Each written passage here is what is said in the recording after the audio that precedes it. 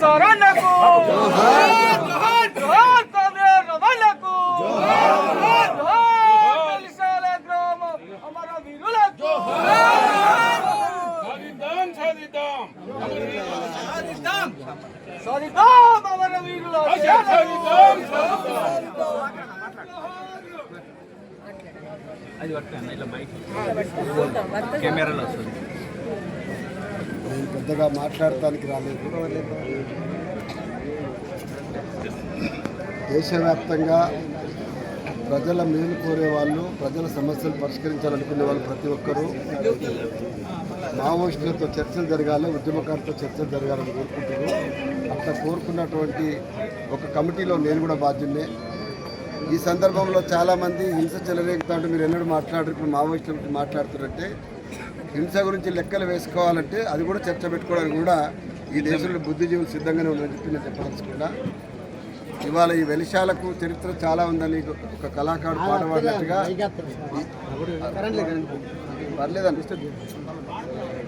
ఈ వెలిశాలకున్న చాలా చరిత్రలో ఒక సారయ్య ఉన్నాడు, ఒక రవి ఉన్నాడు, ఉద్యమంలో పనిచేసిన అశోక్ ఉన్నాడు, ఇంకా చాలామంది ఇళ్ళకెళ్ళి పనిచేసిన వాళ్ళు ఉన్నారు. తెలంగాణ మొత్తానికి ఆ చరిత్ర ఉన్నది. పక్కనున్న రాష్ట్రంలో ఇంతమంది మిత్రులు మాట్లాడి చెప్తా ఉన్నాను. పక్క రాష్ట్రంలో చంద్రబాబు నాయుడు కనుక ఈ ఎన్నికల్లో మొన్న 13-15 సీట్లు పార్లమెంట్కి గెలిచి నరేంద్ర మోడీకి అధికారం ఇవ్వకపోయి ఉంటే ఈ 600 మంది చచ్చిపోయే పరిస్థితి రాకపోయింది.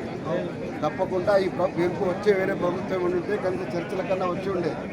అంటే కరెక్ట్గా మాట్లాడుకోవాలంటే చనిపోయినటువంటి రవి కానీ, చనిపోయినటువంటి అరుణ కానీ, అంజు కానీ ఈ ముగ్గురి మరణాలు మాత్రమే కాదు, 600 మందిని చంపివేయడంలో కూడా చంద్రబాబు నాయుడుకు ఉన్నటువంటి గత చరిత్ర మరొకసారి పునరావృతమైంది. స్పష్టంగా చెప్పదలుచుకున్నా. ఈ మధ్యకాలంలో కనకచర్ల గురించి మాట్లాడేప్పుడు జలద్రోహం జరిగిందంటున్నారు కదా. చంద్రబాబు నాయుడు వల్ల జలద్రోహం మాత్రమే జరగలేదు, భారత ప్రజలు యావత్ జనానికి అందరికీ కూడా జలద్రోహం కూడా జరిగిందని సందర్భంగా నేను చెప్పదలుచుకున్నాను. అందుకోసం చంద్రబాబు నాయుడు గారు మీరు చేసిండ్రు ఏదో చేసిండ్రు, ఇప్పుడైనా కూడా కేవలం మీరు దాంట్లో కూటమిలో భాగం మాత్రమే మీకు బాధ్యత ఉంటే, తెలుగు నేల చైతన్యం తెలిస్తే చర్చలకు విలువాలని మోడీ మీద ప్రెషర్ చేసే ప్రయత్నం చేయరు తప్ప ఇట్లనే చేస్తామనేది ఉంటే గత చరిత్రలో ఉన్నటువంటి చేదు అనుభవాలు ఏమన్నా మీ అందరికీ గుర్తున్న సంగతి మళ్ళీ గుర్తు చేస్తామన్నా. హింస చెలరేగితే ఏం నష్టపోదు. ఈ మధ్యకాలం చాలా మంది అంతా అడుగున్నారు. మొన్న ఒక ఆయన చనిపోయాడు కదా డిఎస్పీ, అప్పుడు నీ నోళ్ళు ఎందుకు పెగలేదని చాలా స్పష్టంగా చెప్పదలుచుకున్నాం. అది జరిగినా ఇది జరిగినా చర్చలు మాత్రమే పరిష్కారం. భవిష్యత్తులో ఇంకెవరు ఎటువైపు నుంచి నష్టపోవద్దు అనుకుంటే చర్చల ద్వారా శాంతి నెలకొల్పడం ద్వారా ఆదివాసుల్లో కూడా చనిపోయిన వాళ్ళకి ఆదివాసీ బిడ్డ కూడా ఉన్నారు. అందుకోసం యావత్ భారతదేశ ప్రజలను దృష్టిలో పెట్టుకొని శాంతి చర్చలు కోరుకున్నాం తప్ప మావోయిస్టుల క్షేమం కోసమో ఇంకెవరి కోసమో కాదు.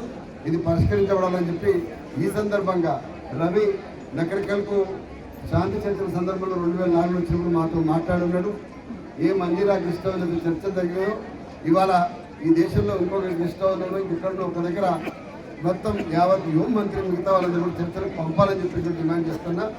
ఒకనాడు ఏ గౌరవప్రదంగా అయితే చర్చ చేయడానికి ఒక వేదిక ఏర్పడదో అట్లాగే మరొకసారి జరగాలి. ఈ రాష్ట్రంలో ఉన్నటువంటి కాంగ్రెస్ ప్రభుత్వం కానీ, పక్క రాష్ట్రంలో చంద్రబాబు నాయుడు కానీ, నాయకులు చాలామంది కూడా డిమాండ్ చేసి చర్చకు తీసుకురావాలని చెప్పేసి నేను మరొకసారి డిమాండ్ చేస్తా ఉన్నా.